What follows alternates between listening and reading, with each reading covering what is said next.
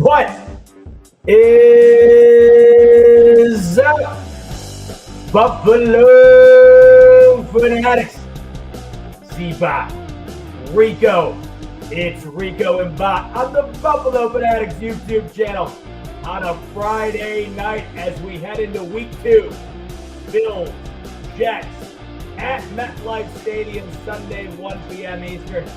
Bills looking to improve to 2-0, get their first AFC East victory out of the way early on here in the season. Meanwhile, the Jets coming off that 2-point loss. Did look impressive, Rico, to some degree. Not defensively, but offensively. They lose to the Steelers, but they're looking for their first W.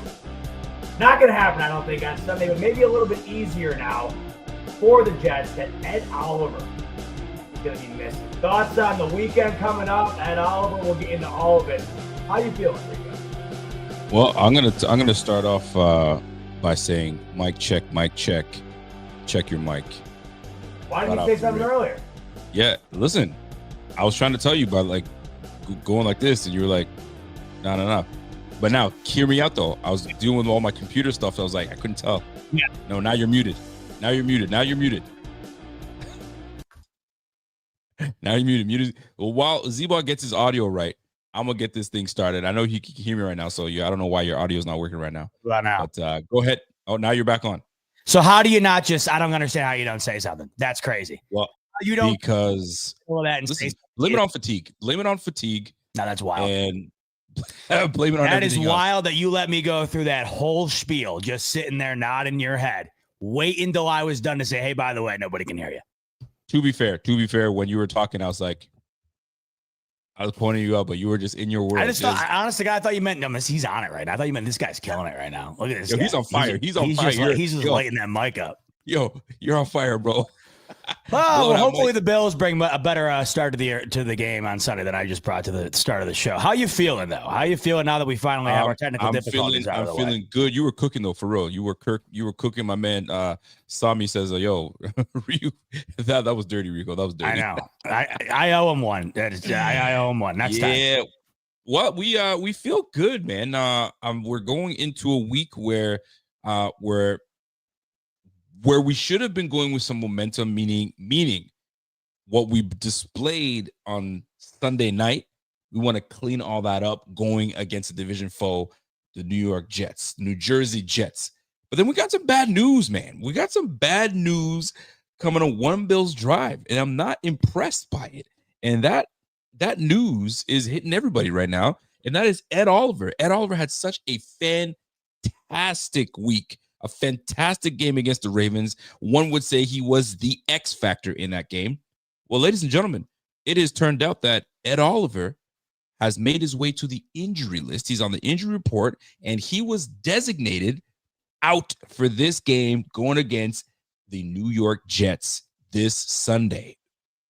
But your thoughts on this all of a sudden popped up injury of Ed Oliver going into a pivotal week 2 against a foe in the AFC East? Talk to me, bro. I said to my dad, who's got the voodoo doll for this Buffalo Bills defense? Who has it? I mean, somebody seems to have one. Anytime you make a step in the right direction with anybody, anytime it seems like you're finally going down the right path, or you had elements of the defense that were healthy, you were feeling good about, whatever. I mean, you just throw in the answer here. Every single year, there seems to be a revolving door of, oh, it's so-and-so this week. Oh, it's so-and-so next week. And it's never just one or two guys, and it's never guys that are unimpactful. I mean, it's always this. Ed Oliver comes off of what might have been his best performance of his career. We're through midweek, not a peep. And then we hear from McDermott that basically someone in practice stepped on his ankle, a total fluke thing. Someone in practice just steps on his ankle. Now he's in a boot, moving around in one of those knee carts, right? Those knee scooters. Right. And he's not playing this weekend. And when you're in a boot, you're scooting around. Is it just this weekend? Is it a long-term thing? If it is just this weekend in terms of missing a game, how long is it going to be until he's back to what we saw on Sunday? Because the Bills are going to need that. The Bills defense collectively wasn't great. If it wasn't for the effort of Ed Oliver, they lose that game. Right. Now you're missing him. And the worst part about it is you just saw a performance that had everybody talking. Outside of Josh Allen, Ed Oliver was the main topic of conversation after that game. And you're wondering, oh, wow, did the Bills finally get a year out of Ed Oliver, this next step where you have this reliable presence in the middle, and now you can also develop the younger guys and allow Joey Bosa to have the ability to feast on the edge in the veteran role? Like, are we going to see something that we haven't seen before? And even though the total defense on Sunday wasn't the best thing in the world, that goes without saying, it was his performance that you could walk away saying, hey, I know that wasn't the best night, but wow, what Ed Oliver did, if we can build on that, to get to Friday after that, Rico, and to hear it's not from a game injury, it's not from a contact injury, it's somebody stepped on Ed Oliver's ankle, he's in a boot, he's missing the game. That just to me sounds like the luck that the Buffalo Bills defense has unfortunately had with these injuries. And here's yet another one. How do you feel about it? I don't feel great. And I'll tell you right now, you are looking at it as at a one game, him missing one game. Sir, it's been announced that he's missing weeks. This is a multiple when was that injury? This was actually updated by Mr. Adam Schefter himself. He said that Ed Oliver's ankle injury was considered a multi-week injury per sources. So his absence is likely going to extend beyond this week. So you're looking at 2-3 weeks of him potentially being out. So this ankle injury must be severe enough that you're talking about some really big time ligament, or maybe his foot got stepped on and maybe cracked the bone in the foot or in the ankle. So that's where you need time to heal up. So who knows the actual diagnosis on exactly what's taking place and exactly what the injury is, but they're going to generalize it as an ankle injury. So is it a high ankle sprain? But if you're telling me someone stepped on it, and he's amongst linemen that are over 300 pounds, so you get a 300-pound dude step on your foot. It certainly wasn't the kicker, Matt Prater. It was definitely, can you imagine having big old too tall Spencer Brown stepping on you accidentally? Or if it's Osiris Torrance, like, there's some big hoggies out there. So imagine Deion Walker was just backed up and stepped on him. So it's not good. So whoever he got stepped on, it wasn't a small guy. It was a big boy. So he's going to be out multiple weeks. So, and Mike said this best. Mike, I think it was Mike. Let me scroll on up here. He says, if we can't beat, there's my man, Big Mike. If we can't beat the Jets without Ed, we've got bigger problems to worry about. And he's absolutely right, because although Ed is going to be a huge injury loss, especially with the way he played, right? Any other week would have been like, oh man, Ed Oliver's out. It's unfortunate. We're gonna have to make it work. But the way he played in that game, like possessed and ready to go, fam, like this is it's not a good look. It's not a good look for the momentum that he would have brought going into this Jets game that ran for over 125 yards against the Pittsburgh Steelers. So you have a team that can run the football out there in New York. So this is a big loss, especially with the momentum that he would have brought going into the New York Jets. So real question now becomes, who does the defense and who does McDermott trust enough to now fill that role? Who do you see being the X factor that comes in and tries to keep up with what Ed Oliver brought to the table against the Ravens? Well, for starters, I was really just basing it on what McDermott had said himself. I didn't see the Schefter tweet. I don't know how I missed that, but the fact, I mean, I assumed because there was a boot involved that a week didn't seem like the easy answer here. I just anticipated it be longer, but based on what McDermott had said, I was hopeful that maybe it was just that. Now I'm reading what Schefter said. Obviously, it seems as though it's going to be longer than a week, and that makes sense when you do see a boot. I want to go back to what Mike just said, because it's true and it's also frustrating at the exact same time. It's true in the sense that, yes, the Buffalo Bills should beat the New York Jets with or without Ed Oliver. But the fact that we continuously every year have to continue to say, oh, they should be able to beat so-and-so without so-and-so because of Josh Allen. Oh, they should be able to, like, it's constantly having to justify to yourself, right, because of Josh Allen, that the Bills should get this victory despite not being healthy, despite not having these certain guys when they would love to have them. And you look at a Jets team that I know it's a week one game that might be an aberration. It might be the outlier. But that's a team that is more similar to the Baltimore Ravens in terms of play style than not. They're going to want to do exactly what Baltimore just did. Run with the quarterback, run with the running back, and try to beat the Buffalo Bills in the middle, in the trenches, and try to put yards on this team the way Baltimore did. Are they going to be able to do that? They don't have Derrick Henry. They don't have Lamar Jackson. So, no, you would anticipate it won't be to the extent in which Baltimore was able to. But a lot of people are referring to these New York Jets as almost like a scout team for the Ravens, where they are almost the light version, if you will, where if the Ravens are the name brand, the Jets seem to be the off brand. But in a way, they are similar because of the way they're going to want to play this football game. And if I'm Aaron Glenn, if I'm the New York Jets, I look at what the Ravens just did, and I say, hey, why would I want to go against any other game plan here? I mean, that worked. It just the inevitable of Josh Allen ended up being the difference, but that worked. We put up 40 points.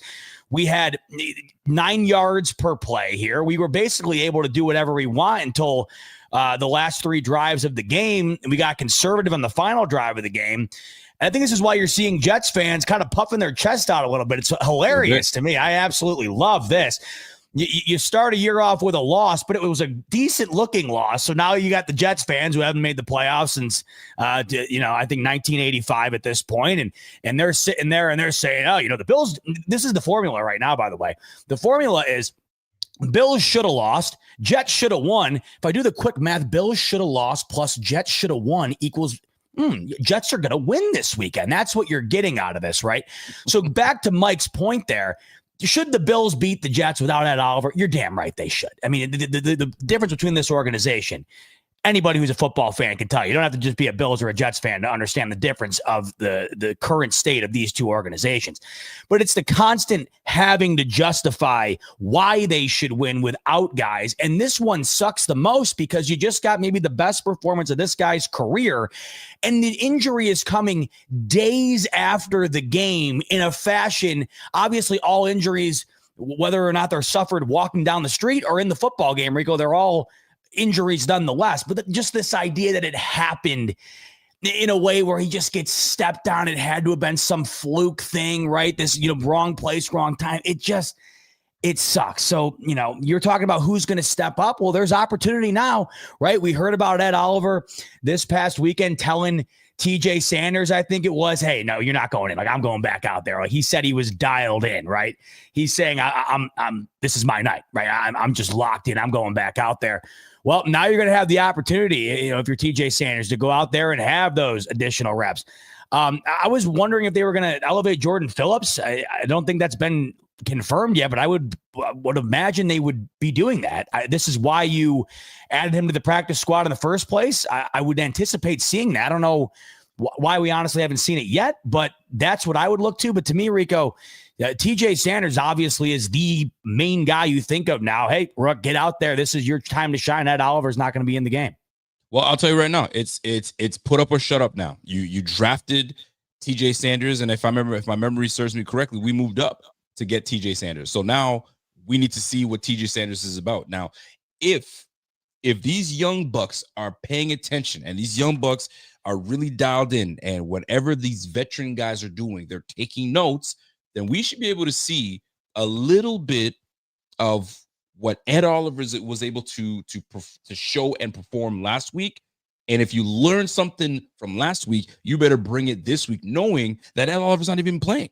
So right now you have an opportunity to say, you know what? You drafted me in the second round for a reason. I'm about to show you what I'm really about. And what a big test you guys have against a very good running team that ran over 125 yards against the Pittsburgh Steelers with who, Breece Hall running the rock. And he was running like 5.7 yards a pop against the Pittsburgh Steelers, a very good Pittsburgh Steelers teams. Now, you mentioned something earlier where, this looks like it might be a Jordan Phillips type of addition. No, it's going to be the young guys in Deion Walker, the young guy in TJ Sanders with Zion Log.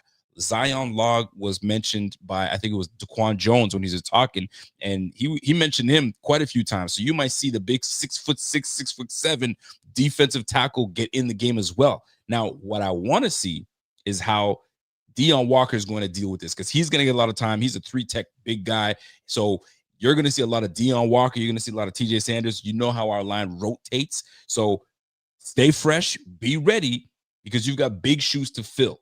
Now, are we going to see a big difference in how to stop this defense and try to stop this Jets offense? You best believe it. Did you not see the performance we put on against the Baltimore Ravens? Right now, they've got their hands full going up against the Cleveland Browns next week. I think I'm calling an upset on that one. But you got to look at what we've got, man. The defensive line did not play as bad as people want to say. It was the linebackers that were getting pushed around like bullies, right? So we need to see what the linebacker is going to be able to do. I'm not too worried about what this defensive front's going to do. TJ Sanders is going to do all right. I think Deion Walker is going to do what he needs to do. And Lamar Jackson is light years better than Justin Fields. So they don't process the same. They don't move the same, although they're both athletic quarterbacks. But he ain't Lamar Jackson. So I hope McDermott busted these guys' tail to say, what you guys showed on the field last week certainly can't happen against a division foe, against the Jets. Too often people are talking about, oh, we got a little upset coming on. We saw the way that they gave up 40 points to the Ravens, and you saw that we put 32 on the Pittsburgh Steelers. Like you just said, the math is checking out for them. They're saying we put up 32 against the Pittsburgh Steelers, and these guys they got 40 hung on them. Guys, we could play with these Bills. We can go out there and we need to shut that crap down. Remind them who they are. You know how Pierre's always talking about, remember who we are. Well, remind the Jets who they are. And we're going to put you at the bottom of the AFC, and that's what we have to do. We have to bury them. If you're going to step up and really show what you're supposed to be and really show out that you're the best team in the AFC East, let them think that they're getting the version of what they got in week 1, and then really give them what they're supposed to get in week 2. Pound the heck out of the Jets, period. That's the way I look at it going forward. The thing with the Jets game, too, over the last couple of years, there seems to be one game where they get everything the Jets got. They get their best effort. It comes down to the wire. Then there's the second game where the Bills kick the ever-living hell out of them. That seems to be the trend over the last couple of seasons. And you look back, right, you have the game where Aaron Rodgers makes his first start with the Jets. He gets hurt the first drive. Here comes Zach Wilson. Every Bills fan thinks they got it locked up. No, they lose in overtime on a punt return, right? Last year, you had a Hail Mary from Aaron Rodgers at the half. This comes down to the wire. Bills have to force a final drive turnover in order to win that game. And in both years, the second time they played them later in the season, they beat them by multiple scores. So in all likelihood, based on the recent sample size here, this will be the best effort we get from the Jets. And it's more than likely due to the fact that at that point in the season, the Jets season, God bless them, it isn't over yet, right? I mean, the later December games, by the time the Bills see them, usually the writing's on the wall as to where the season's going to conclude. At this point in the season, these guys are fighting for everything still. We're in week 2. So you're going to get the best effort possible out of these Jets. And at MetLife, the Bills have been susceptible to lay an egg. I mean, they have. Josh Allen has been susceptible to having weaker efforts than we're used to. This team collectively has been susceptible to not having the best outing that we're accustomed to. And the Jets seem to rise up to the occasion, or at least they have the last couple of times, whether they win or lose. I look right now, to be honest with you, at the Jets. The Jets, out of the 3 other teams in the AFC East, were sizably better than, I mean, they were the noticeable better team than both New England and Miami this past weekend. They're considerably better than Miami. I'm not sure Miami isn't the worst team in the NFL right now. They really might be the worst team in the NFL. We'll see it this upcoming weekend against New England. That'll be a real good indicator to us, the difference between those two teams right now, level-wise. But then you have the Bills. I mean, a week from last night, Rico, I mean, you and I will be sitting in person watching that absolute smackdown. The Jets right now might be your only, I don't even want to say threat, but they might be your only, I don't know. I mean, it's, some sort of threat is the best way to put it from what we've seen. And you got to put it to bed ASAP. The Bills, if they can beat the Jets on the road this upcoming weekend, I think are pretty confident they won't lose at home unless, of course, it's down the stretch, and then that game is pointless the last week of the season. So you can rule it out if they already have their seating locked up or whatever. But say they need that game week 18 against the Jets. I think everybody and their mother's picking the Bills to beat them at home. Right. What I'm getting at here is I think you can infer if based on what we saw in week 1, and if the Patriots look the way that they did against the Raiders, and if the Dolphins look the way they did against the Colts in particular, if you could beat the Jets on the road this upcoming weekend, Rico, 6-0 in the division, not that it was unlikely to start the year. I think a lot of people, including myself, had that. This might be your toughest path towards getting there. A win on the road where they haven't been great at MetLife. Get this done, Rico. You could have the division sweep really primed up for you. And I think a lot of people expected it. You get this one out of the way, and I think it's the best chance towards doing it. Well, here, let's get right into it, man. Like, here's how the Jets are going to match up against the Bills. And right now, their biggest advantage, I guess, their strength right now is stopping the run. Right? They got hogs. They got some big boys up on front. If you looked at what they did against the Pittsburgh Steelers, they really bottled up the Pittsburgh Steelers. I'm not saying the Pittsburgh Steelers can't run the football, but they really, I mean, the rookie, Caleb Johnson, not a whole lot of it, not a whole lot of anything. They gave him 1 carry, but at that point, this was a shootout. We need to put the ball in the air. Your third leading rusher was Aaron Rodgers with -1. So these Jets can really defend the run. So this is where we're going to have to go up and really produce. Now, here's the advantage that the Bills have. You're playing with one of the best O-line in the game.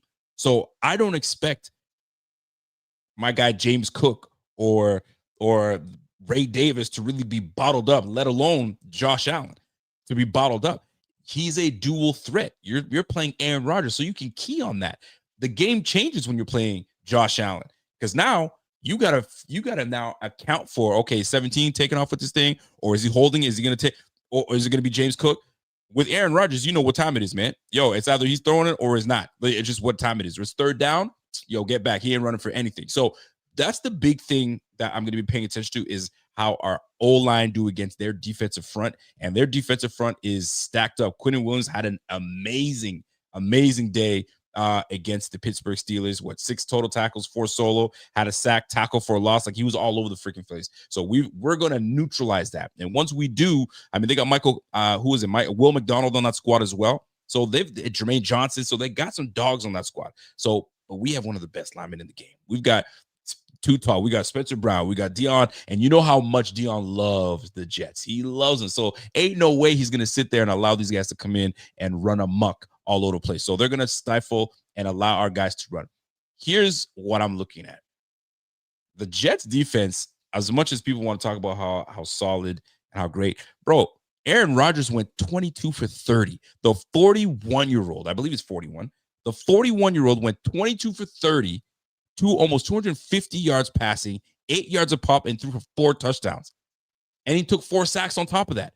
Imagine what Josh is going to do to that secondary if DK Metcalf and Calvin Austin were the 2 guys killing these guys. So I'm looking forward to seeing what this offense can do. If we can neutralize, put up enough points offensively, and now make these guys one-dimensional, that game is ours.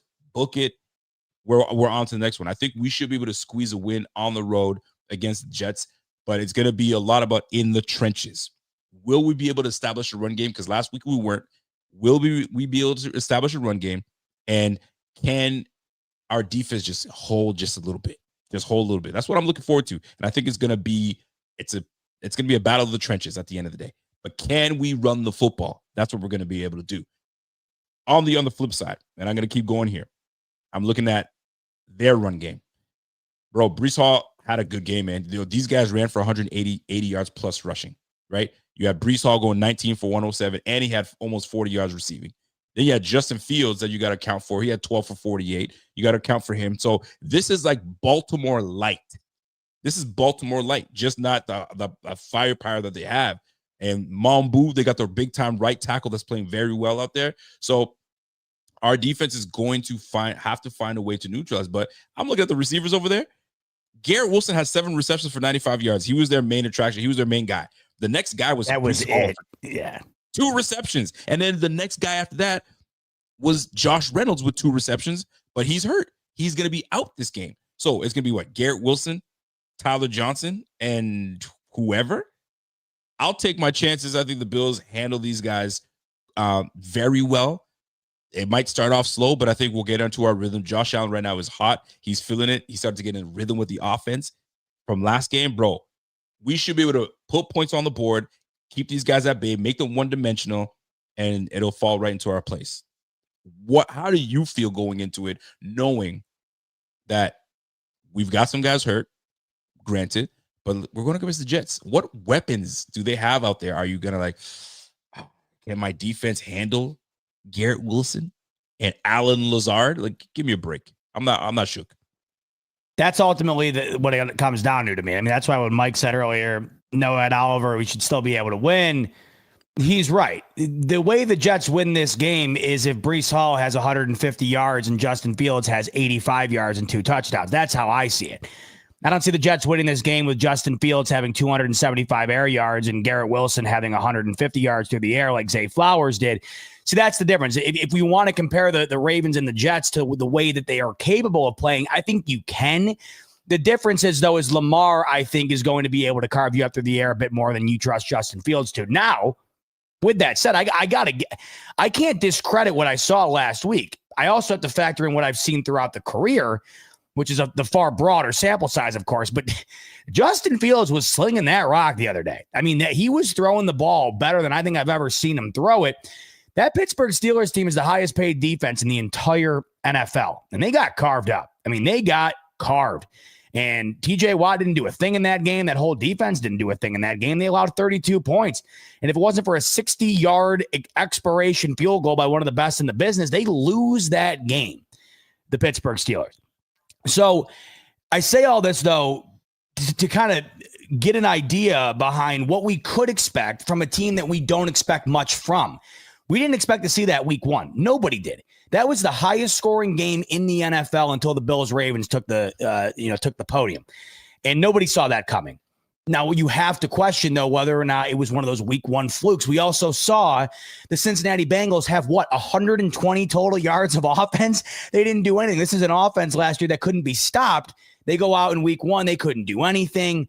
The Detroit Lions, they couldn't do anything. Side note, by the way, Green Bay, look out. And it makes you sit and say, oh, my God, if we could have just done this and that to get Micah Parsons, because that defense is unstoppable.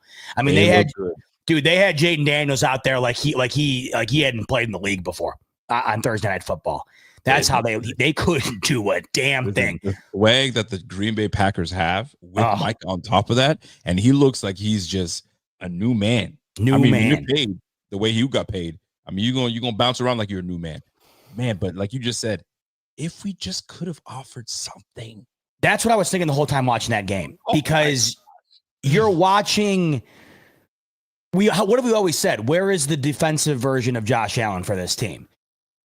You're watching that defense against the Commanders, and the sheer respect that they had to give Micah Parsons throughout the duration of the football game, at times triple teaming him, was so noticeable that the rest of the team, and they were going over it all night in the broadcast, Kirk Herbstreit was, they were able to play zone the entire night and really give the receivers absolutely no room to work with because of the pass rush being generated without having to devote more in the box to get after Jaden Daniels. So that sheer presence alone from Micah Parsons allowed the collection of the entire defense to have their jobs be much easier and, of course, be much more impactful. And you watch 2 weekends in a row, Rico, against the team in the NFC Championship last year in the Commanders and the team that beat the Lions to get there. That was one of the best offenses in the league. The Lions statistically had the number 1 overall offense last year in terms of points per game. They shut both of those teams down. Now, I know it's 2 weeks and you say, well, was year 1 for the Commanders really as great as we remember, or is this going to be more of a back to the reality type season?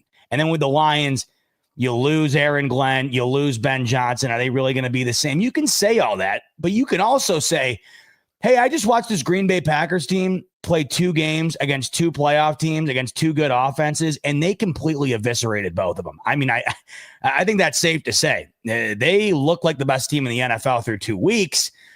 Now, we'll see if that lasts, but you can't help but sit there and, you can't help but watch on Thursday night, Rico, and think to yourself, man, after we heard that, Bean did make a call and there was consideration there, what more would it have taken? Because you see the difference on full display. And that difference takes the Packers just through 2 weeks, Rico.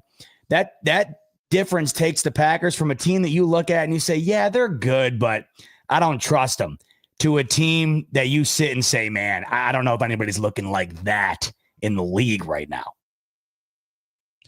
Scary. I'll tell you this.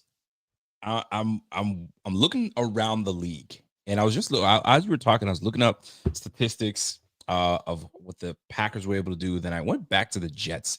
And you know how the one team you have no respect for is the Jets. And I'm always the one that's like, Well, I should say I have less respect for the Dolphins than the Jets. Just to put that out there. Is that right? I thought it was always the other way around. Actually, you know what? I think you're probably right. It probably just rotates. You're probably right. Every time I mention the Jets, you're like, we're gonna obliterate the Jets. Yeah, you're right. I'm not even worried about the Jets. So I actually really feel good going in. I'm always the one that's kind of like, I'm not sure the Jets give me something. Like, I'm not at all afraid of what the Jets. What I was able to witness with Josh Allen and the offense once they were locked in and they found a rhythm. I think they're gonna find a similar rhythm against the Jets. Now the Jets, are they as talented as the Ravens? I don't think so. Are they as fast as the Ravens are going back and forth?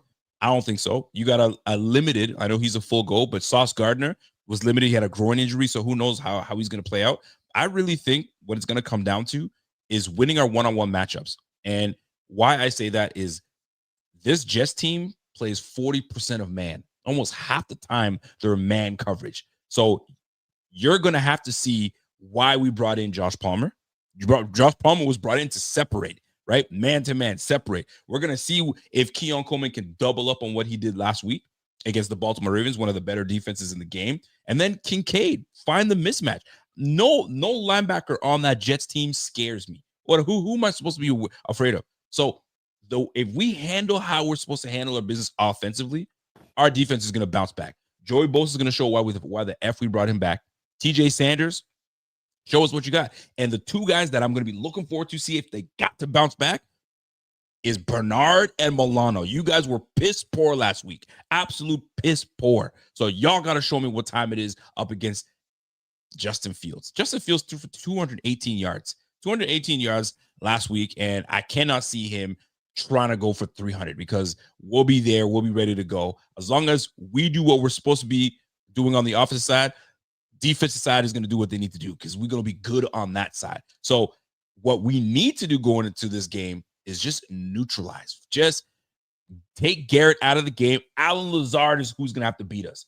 You're going to have to beat us with Alan Lazard, and you're going to have to beat us running the football. And that's a challenge. I hope that's the challenge that McDermott put on this defense. Stop the freaking run. Breece Hall ain't Derrick Henry. However, I'm a big fan of Breece Hall, and he's going to get his. We manage to clamp these guys, keep them under 70 yards, 75 yards, we'll be just fine. But we've got to do that. We can't let them run amok. This guy was running for almost 6 yards a pop last week in Breece Hall. We can't let that happen because you're going to what? Derrick Henry just killed you. You're going to let Breece Hall do the same thing back to back? I can't see that happening in a McDermott 2 times in a row. Now he's going to have this. He got these guys practicing in pads. He says, yo, F all that walkthrough. We're practicing pads. Let's show me something. So I look for this defense to come back in and put a beat down on these Jets. And then we're really going to put ourselves above everybody else. We're going to have a 2-0 lead in this AFC East, and then we'll be good to go. But it's you got to start with stopping that run first. Stop that run. Double up on Garrett. Let Alan Lazard and Ruckert beat you. Get out of here. I ain't sweating that at all.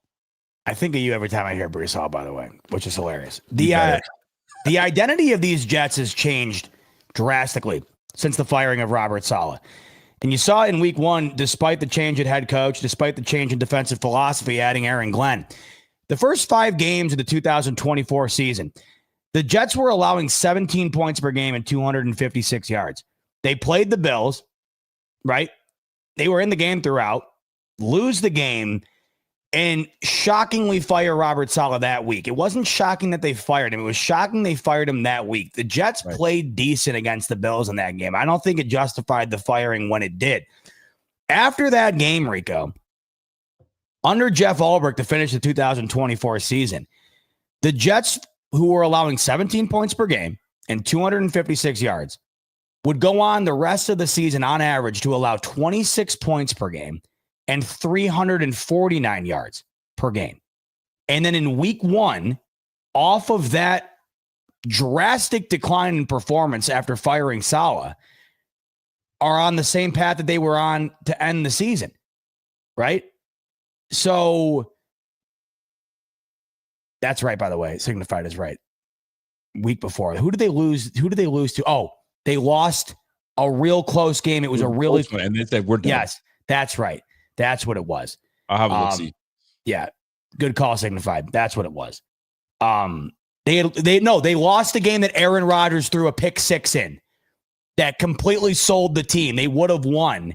Rodgers had multiple picks. That was a bad game. They lost, and then they blamed Saleh. Yes, thank you for jogging my memory on that, Signify. That's why I was so stunned, because it was a Rodgers debacle that somehow got completely thrown onto Saleh, and they fired him that week.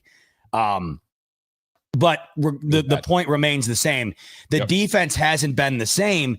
And then in week one here, you saw 34 points given up to a Steelers team that just does not score points like that routinely. And Aaron Rodgers hasn't had a game like that since he was vying for the MVP in Green Bay, really. So that's the interesting thing here. What we've come to know and respect with the Jets, and I as much as I am confident going into a Jets game under Josh Allen, I always am. Yep. I've always said this, and I think it's true. I think that no team over the duration of Josh Allen's career has defended Josh Allen better over a broad sample size. I really do think the Jets have done a better job than just about anybody at being able to neutralize some of what Josh Allen does best over a consistent period of time. It hasn't always resulted in wins, but the Jets haven't had the team to be able to consistently win on the back of a defense that gives you a decent to good performance and neutralizes Josh Allen. But now I look at it, and that's not how I feel at all.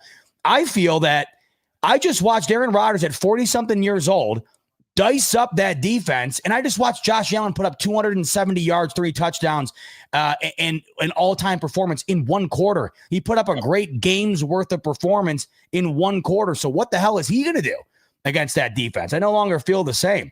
The only thing we question now is, Rico, is this Jets offense, is there something there, or did they really put their best foot forward against the Steelers and we don't see a performance like that the rest of the year? I know what Justin Fields can do. He looked good. Don't get me wrong. But like what it looked like was some broken plays that happened that got Garrett Wilson. And I'm not saying Garrett Wilson is some next dude. Like, he's nice. Garrett Wilson can play. But I mean, I wasn't overly impressed with what the Jets were able to do. And I truly do believe that our defense is going to bounce back, and they're going to give him fits, man. They're going to give Justin Fields fits. Either you relegate him to a running quarterback and he doesn't see things. I think McDermott's defense, Babbage is going to confuse the heck out of him. And I think he's just going to be what he was, what got him replaced in Pittsburgh. I think that's what's going to take place, right? So 32 points, I think that's an anomaly. I don't think that's going to be something that they do often. And I don't know, man. I feel confident going into this, especially because the Bills were taken right to the end. And I think they found their rhythm. And the minute they found the rhythm and they knew they need to dig deep and make a stop against a team that was moving the ball at will on us, when they had to do what they needed to do, they did it. And now I got time to breathe a little bit. Now we got, you know, times when you need to, when you get in the football game, you need that one hit to kind of wake you up and get ready to go.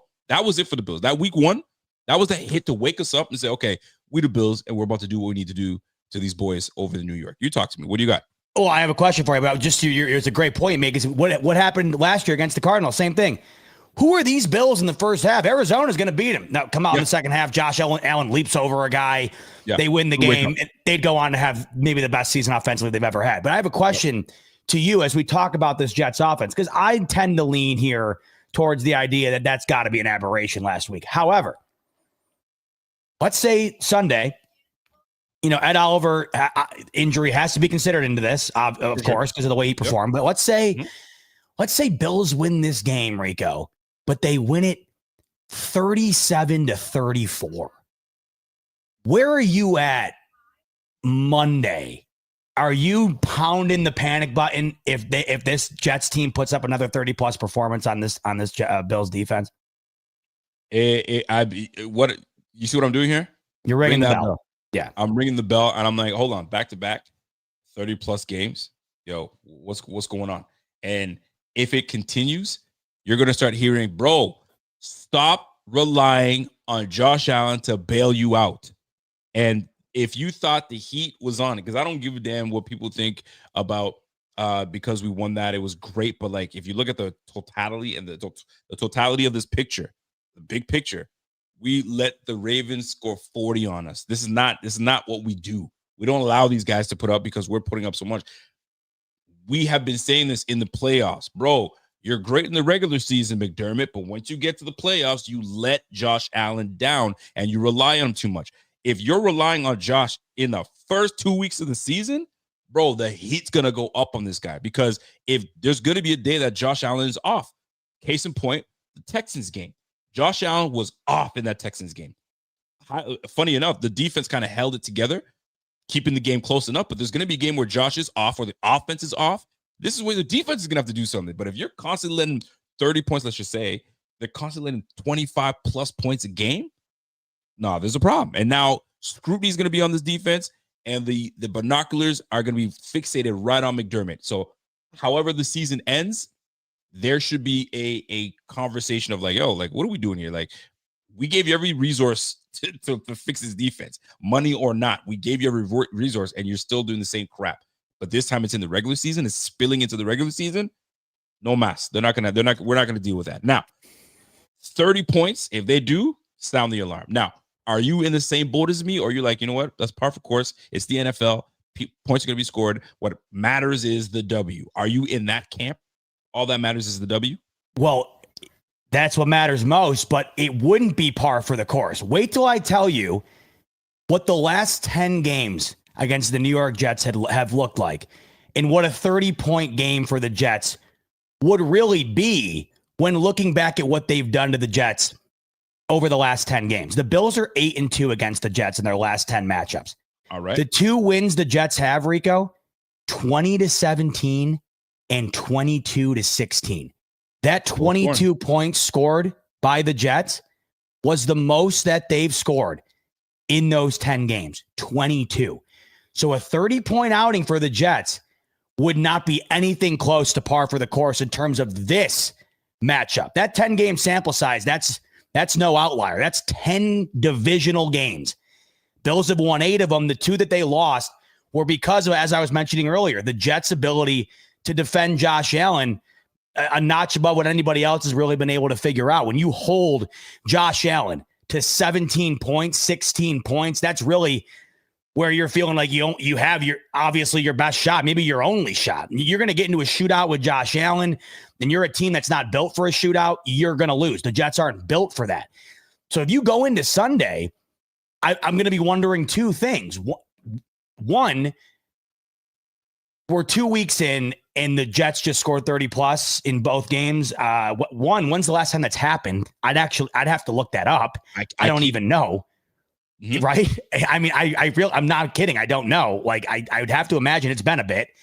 And then 2, the Bills haven't allowed the Jets to crack 22 points since 2020 or beyond that. I mean, the last 10 matchups, they haven't cracked that score total. They haven't sniffed 30 points. So if it happens Sunday, beyond maybe having to respect the Jets offense a little bit, you're looking at the Bills defense and you're scratching your head and saying, we haven't allowed this in anything close to this. But this is why I got to be honest, Rico. I don't see it happening for these reasons. I don't think that the consistency is going to be able to be there for this Jets offense. I just don't think they have the firepower to be able to do what they did again last week consistently and against the Bills. I also don't think that the Bills defense, despite the injuries, are going to get walked on to the point where they allowed another 30-point performance. So that's kind of where I'm at. But, just hypothetically here, we're throwing out the idea of it. It would be a massive, massive aberration in this divisional matchup over the last 10 games. I'm looking at the last time the Bills have allowed back-to-back 30-plus points. And I'm looking to see, and I don't think it's ever happened. I don't think they've ever given up back-to-back 30-plus. Was it the Rams?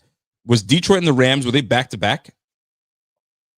When we played the Rams in Detroit, were they back-to-back games, or were they like in amongst each other? But either way. They were right around each other. I don't know if they were back-to-back. I know, they were really tight. So here's what I have to ask you this question. Rico, you were right. They were back-to-back. So that would be the last time they've done it. 42 points allowed and 44 points allowed. Yeah, those are the two times that happened, but one was a loss, one was a win. Here's my question for you. You asked me a question. It was a great question, by the way.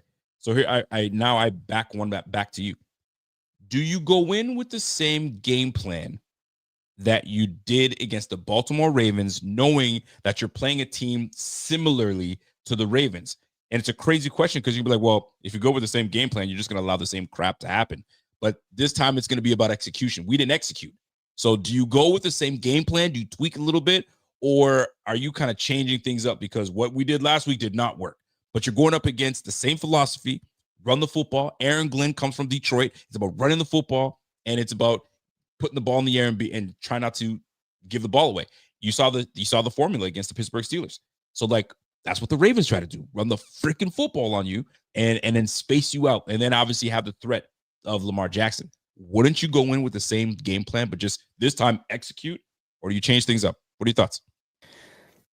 It's a great question. Well, I mean, just real quick, offensively, whatever Joe Brady and Josh Allen found late in that game, you do exactly what you just did there. I mean, that's what you do on that side of the ball. Defensively. No, I know, of course. Yeah. Gotcha. So defensively, this is a great question because I think that like I said earlier, the only way the Jets offense stays in this game and is competitive and wins is if Breece Hall and Justin Fields are impactful. I think I might. Then again, though, this is why I think Zay Flowers was as impactful as he was last week, because when you do have to take away Derrick Henry and Lamar Jackson, how many times when Zay Flowers touched the ball, Rico, was he just the only guy standing within a 5-10 yard vicinity? That it was just broken plays for him that resulted in a massive career day that he had. The game plan has to be somewhat similar because I think you're playing a team that's going to want to do similar things to that of Baltimore. But the ability to execute that for the Jets, Breece Hall isn't Derrick Henry and Justin Fields isn't Lamar Jackson. So maybe you do have more success just because of that simple fact that they're just not the same. I mean, you mentioned it earlier with the D-line. There were times where you're getting a rush or you're making a play that Lamar Jackson, being who he is, was able to beat, where I don't know if the Jets are going to be able to do the same. So I think that the game plan has to be similar. And I'm wondering what you would change going into this one. All I know is that the defense that McDermott's trotted out against the Jets in combination with their inability to do much on offense regardless has resulted in pure dominance on that side of the ball. They have dominated the Jets defensively, no matter who's been out there, really. So I think the game plan, more or less, Rico, does have to be similar.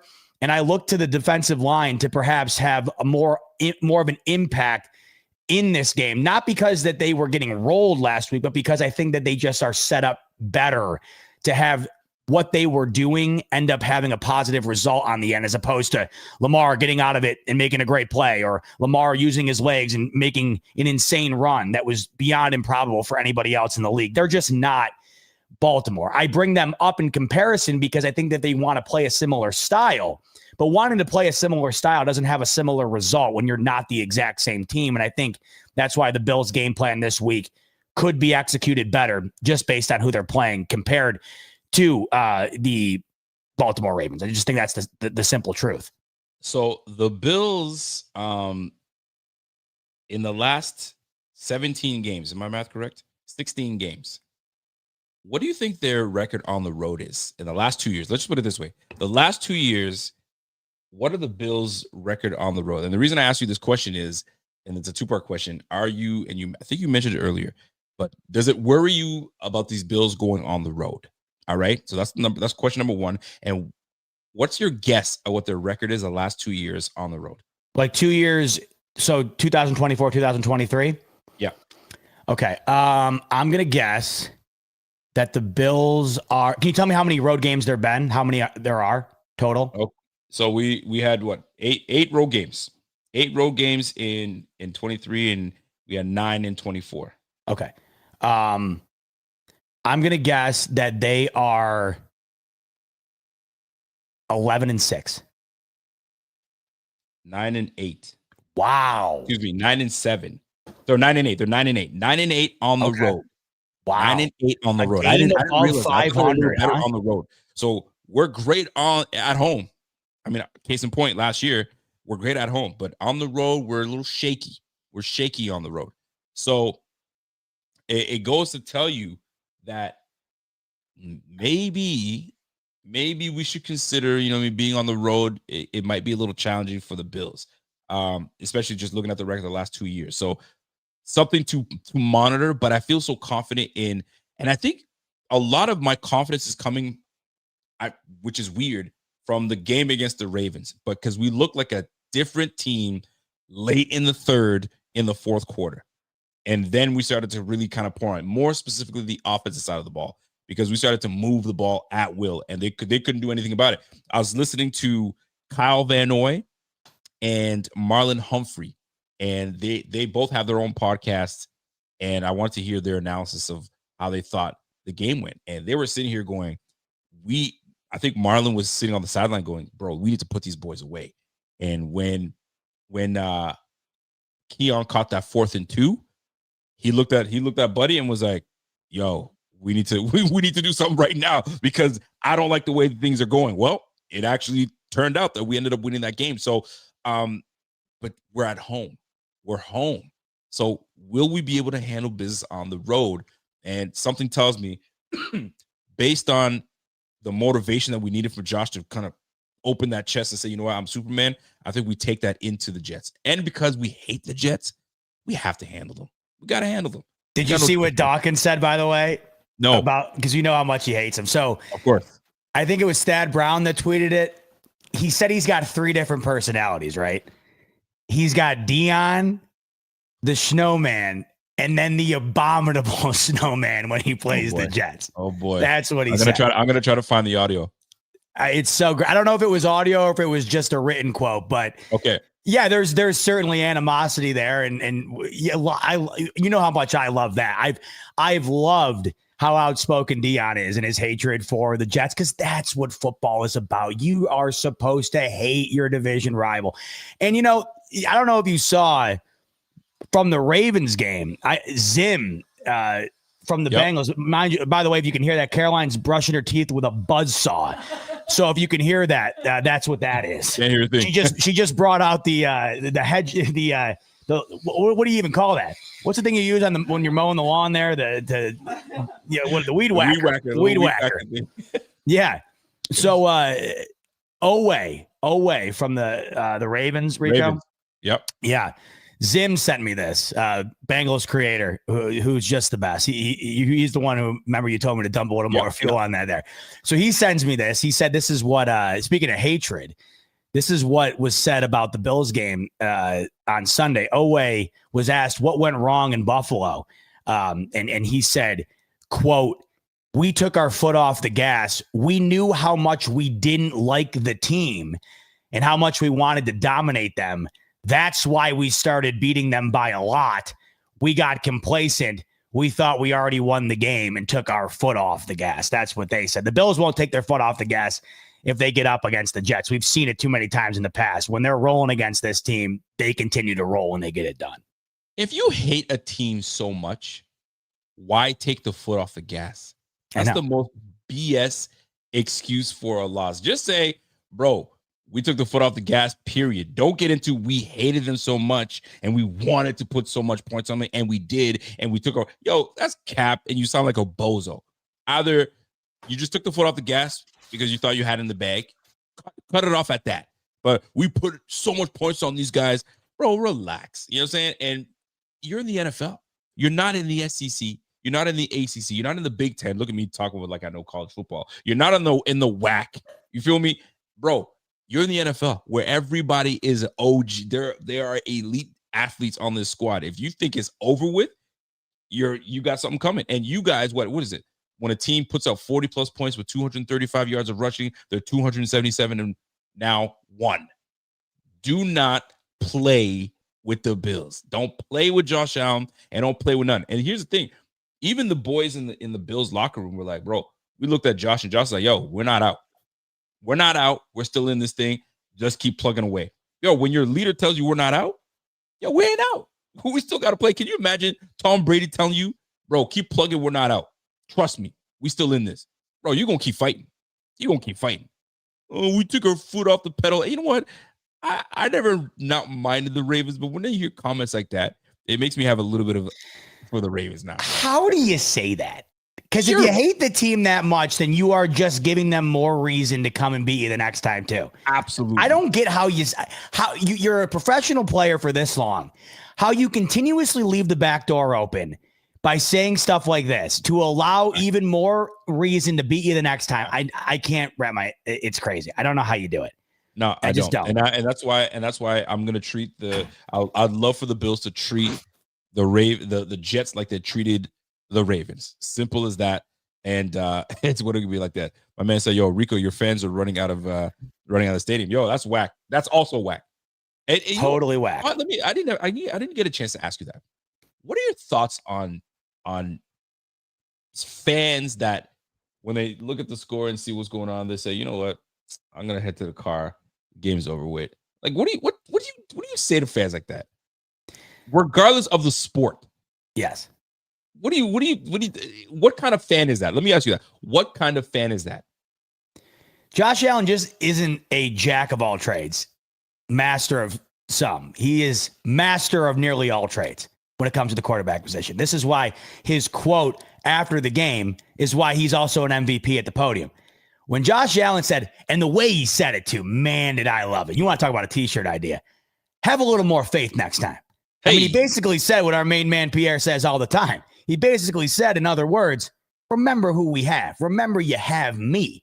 He said, have a little more faith next time. Here's what I don't understand about people leaving.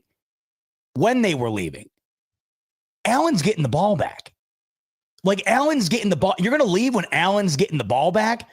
That's what blows my mind. Maybe you leave if the Ravens had the ball icing it away up 15 with 2 minutes left or whatever. Now, but when I say that, I need to preface. There have been times that my dad's really good at this. My dad is and listen, nobody, you think I'm freaking out or you're freaking out when we're down in our 3-point stance watching this game. My dad, he's on another level of just thinking everything bad's going to happen till it doesn't, and then he's the most elated person on the planet. I say that to preface that as much as he gets just completely shattered over what he's witnessing, he'll never leave. There have been moments in a situation where the Bills are blowing a team out, and maybe we should we cut out early? Like the last year I was at the 49ers game. I mean, yo, Dad, this game's over. No, let's hang. There's been times where we're losing. No, let's hang. Let's hang. So he's taught me to never leave. And I think that the Bills have given you reasons. The Bills do not get blown out. This is the best way to put it with this team. The Bills don't get blown out. And if they lose, they lose swinging. You can't leave when you have Josh Allen. Maybe in years past, and I think this is the biggest problem. And I've noticed that it's been a problem with me, and I'm just never going to be able to shake this. I can't shake the demons of yesteryear with these Buffalo Bills. I can't watch a game like that and expect what we saw to happen until I see it, even though I should have faith in the potential for it to happen. It's because of all of the trauma forced upon us in the years prior to Josh Allen. And unfortunately in the years with Josh Allen where, he did what felt like enough, but it didn't end up going down. Even in those moments though, they still went down swinging, and they went down by a narrow margin. You can't leave. You can't leave. And if not for anything else, even if the Bills were losing in a game like that, It's the last home opener at the Ralph. I feel like you got to sit there and take that all in. You can't leave. Leaving early is never going to be worth whatever you get out of it. The early 20 minutes you get home beating traffic or whatever, it's just not worth it. You got to stay. And I bet you now, Rico, everyone stays from here on out. That's for sure. All right. No. I want you give a message to Bills fans that leave. Like, we understand. Okay. But I want you to personally talk to the Bills fans that leave games early, especially those that left that Ravens Bills game. What's your message to them specifically? I think the message here is that, one, in any circumstance, I don't think leaving early is worth it, regardless of what event you're at. Unless you absolutely have to for legitimate reasons, I don't think it's ever worth it, because you never know what can happen. And you also have to understand the circumstance. I think the home opener was a big point of that. But now there's a different level to it now. And I think I got to start by saying I resonate with the pessimism. I resonate with wanting to leave thinking that game's over because of everything that a Bills fan has been through.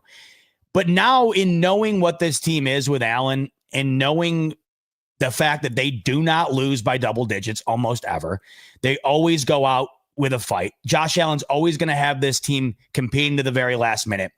You can't leave. You can't leave. It's just as simple as that. You cannot leave regardless of what's happening, because, and Josh Allen's right, have a little bit more faith. I think it's fair by now, regardless of all of the haunting within you've had from past years.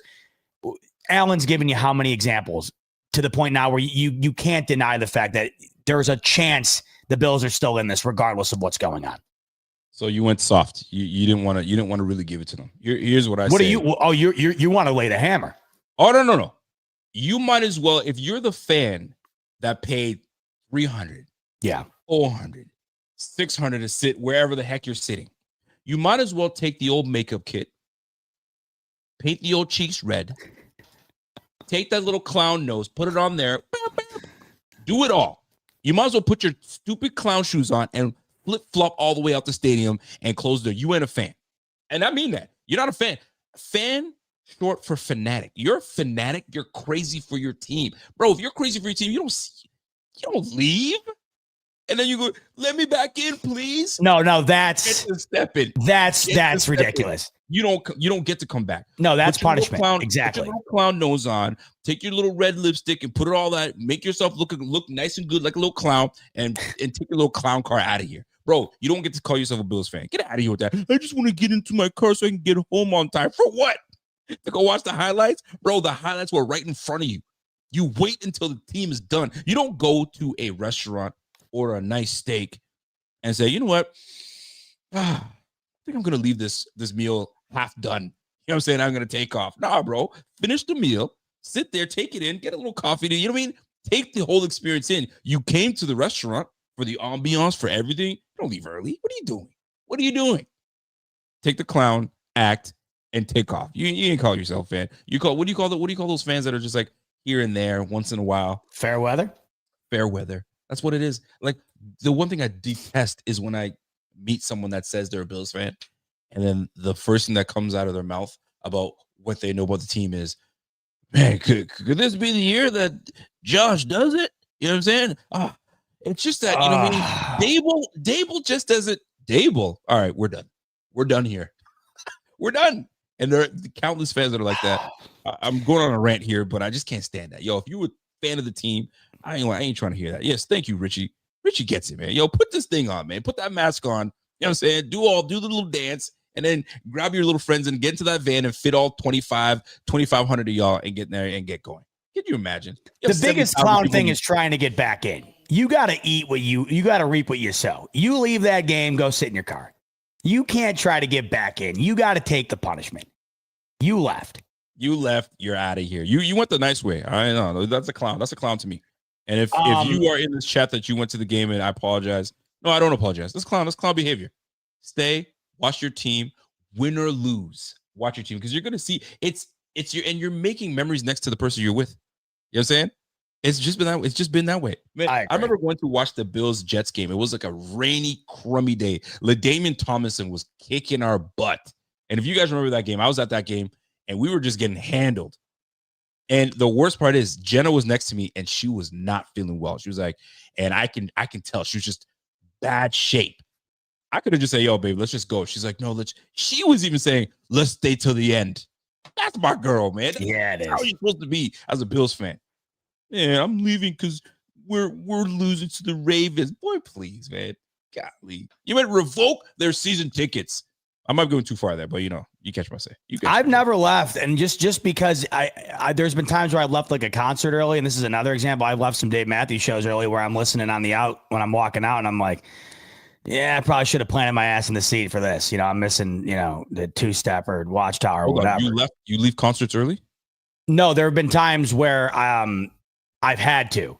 I mean, I've been to almost 200 of them. So there have been times where I'm like, I got to get to somewhere or something, but then I'll do it. And I would say I've maybe done it like twice, and you just always hate to do it regardless of what's happening. But it's never worth it is what I'm saying, because I'm saying I've done it before in a concert setting, and you're really like, you're saving 20 minutes. You think you're going to, you think you're this genius leaving, but like, it really never ends up working that way. There's no benefit to it, is basically the best way to put it. All right, let me ask you this. Going into the Jets game, obviously we're on the road, and you're gonna be at this game, actually. Correct. You're gonna be with Bartek, Thigh Doc. Yep. You're gonna be at this game. Kudos to you. By the way, as Bot is gonna be going to this game, so I'm gonna be holding it down with the pregame show. Hopefully I can get in time to do it because I'm gonna be in church, so I'm gonna rush back and try to get pregame show, and then we're going to have the post-game show to do it all that good stuff. Keys to this game, because you're going to be at this game. You're not going to be pre-game with me, so I need yours now. Yeah, Caroline, I got you, girl. I see you, Caroline. We got a couple more things. Caroline. Just a couple more boxes. I love to check Caroline. Oh, my God. God bless her. I love Caroline. All right. God bless her. So you let me know 3 keys. What do you need to see in this game? Either 3 keys to this game or 3 key players you need to see defensively, offensively, what you need to see for someone that needs to bounce back. What you got? Who's your bounce back player? Put it that way. Let me simplify it. Well, let me start with somebody that I want to see bounce off of what we saw. Okay. I want to see another game like that from Keon Coleman. I mean, that was an incredible game. If we get another game of that, I like that. Look out, right? Because we didn't. And the reason I say that is because, in the first half, it wasn't there, right? And then all of a sudden it was. And you know what I hate, Rico, nowadays? And I love me some stats, right? I love me some stats that help you get into the deeper level of what you're watching. But man, does there not seem to be a stat to justify any narrative that you want to justify now? Did you see the stats coming out about Keon Coleman's route win rate in that game? And I'm like, hey, I got 2 words. Who cares? The guy had 8 for 112 and a touchdown. I mean, why is it a bad performance? Because he's not killing guys on the route. He's exactly where he needs to be when he needs to be there, and he's making the catch. I mean, I don't need him burning guys off the line of scrimmage without getting the ball just to have so-and-so on X platform say, just be Tyreek Hill. Just do what you're asked. Ball's coming, you catch the ball, right? Yep. So I want to see another performance from him that we saw towards the end of that game, because I think that we're building on something here. It's not just that he had a great performance at the end of the game, Rico, but what stood out to me the most was Allen looking to him every time. Like, it wasn't like he was just the second stop. He was the stop. And that's telling me Allen not only believes in this guy, but he trusts him in the big moments to be his go-to guy. And that's what you drafted the guy for. I mean, you don't take him with your first pick in that draft for nothing. So that's one, right? Number 2, I think James Cook, right? James Cook had a quiet 100+ all-purpose yards game, if that's possible, right? The run game itself wasn't dominant by any stretch, and there wasn't any major run in that game that stood out. His big play was that dump off pass that he took the distance. Also on that play, by the way, I saw somebody break down that play and how Josh Allen was able to read the defense prior, put James Cook in that spot to be able to get there. It seems like an easy broken play, but when you watch whoever it was break it down, and I apologize for not remembering, it was completely set up. Probably Collinsworth. I don't know who it was, but Allen essentially knew that was going to happen. That's why he went to him when he did, and he knew the path was going to be there. So it was gorgeous, and it was an amazing play. Just want to see some more just more pounding the rock in this game. Because I think, you go back to Ray Davis when James Cook was out against the Jets last year. It was Ray Davis had a good game against this Jets defense.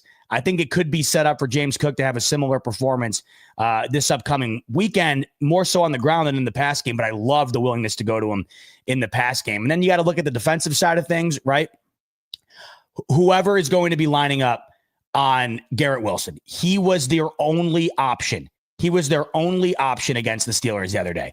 He basically had half of Justin Fields' entire workload, right? If they were able to limit his impact, there'd be no air game for the New York Jets. So whether that's Benford, we'll see if Tre'Davious White gets some burn, right? Obviously, we have Smart, right? Yep. Strong. Oh, Dorian, you talking about Dorian? Yep. Dorian, yeah. So whoever ends up lining up on him, regardless if they're shadowing him or just however it winds up being lined up, what's the impact going to be in the secondary on this passing game for the Jets that seems to be solely reliant on Garrett Wilson? Because I think, Rico, if you can limit what he did against the Steelers, if you can just cut that down in half, I mean, I think that this offense really suffers as a result. So those would be my three things that stand out. I like it. You're going to enjoy yourself at the time. You're going to enjoy your time at the game. Here's what I'm looking for. The biggest thing I need to see is both Matt Milano and Bernard. Mm-hmm. Y'all need to be the impact players that we know that you guys are. I mean, I get it. Milano's he's 30 years old, but he's had such a phenomenal camp. I need to see that translate into the game. The defensive line did their job. The problem was these guys were over pursuing or they're getting washed. They're getting washed away from the play and too many cutback lanes. The biggest thing that the Ravens were able to do and be successful was off tackle.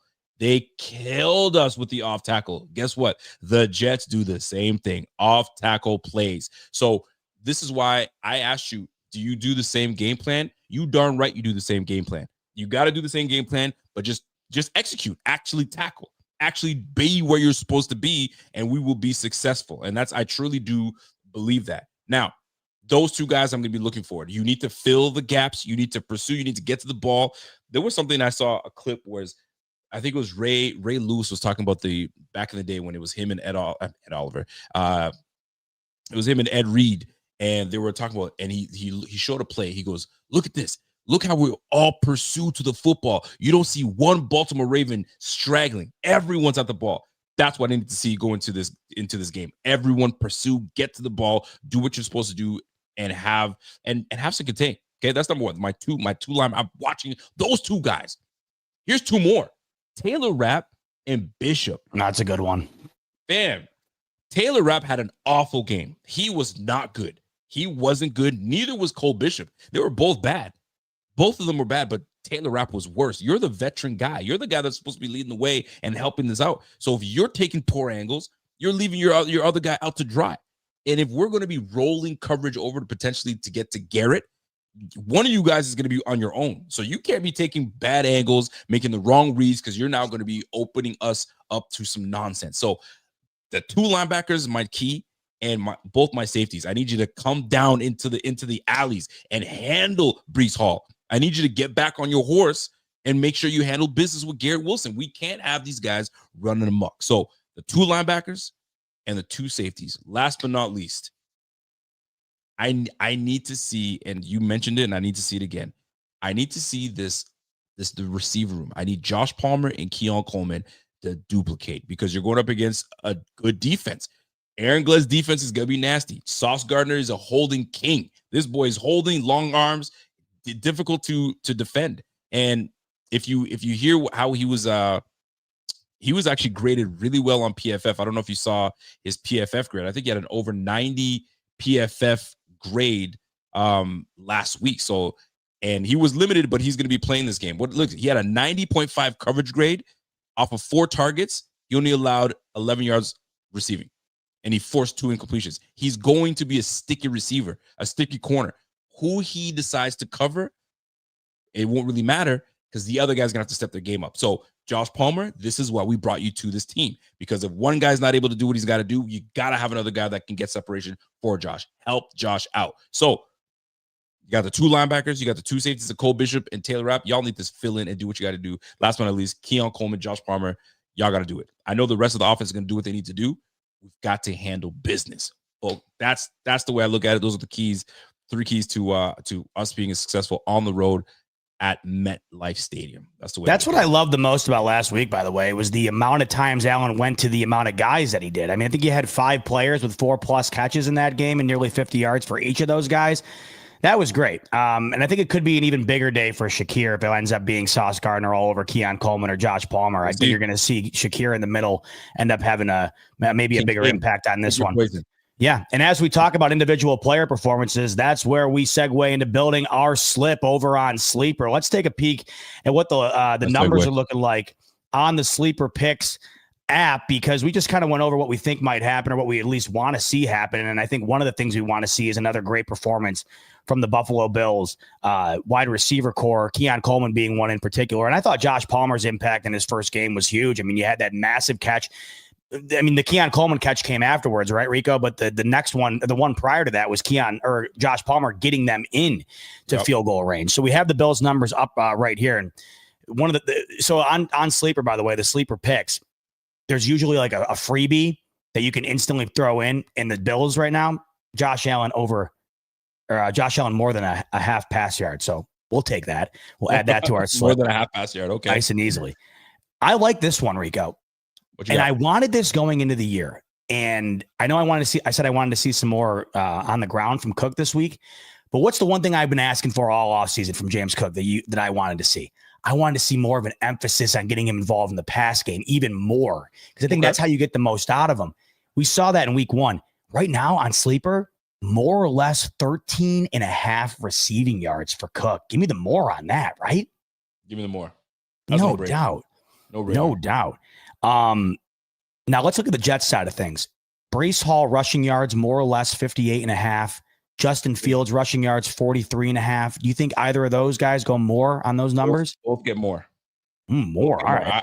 I'm still not sold on this defense stopping run. I think we're still going to be giving up gash plays. So I look for.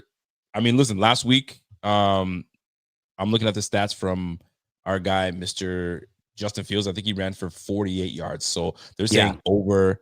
What is it? Over 43? Is it more than 43.5? And the thing is, he ran it a lot against the Jets or the Jets. Yeah, the Steelers. He had like 12 carries in that game, something like that. Yeah, I'll tell you right now. He had Justin Fields 12 carries for 48 yards.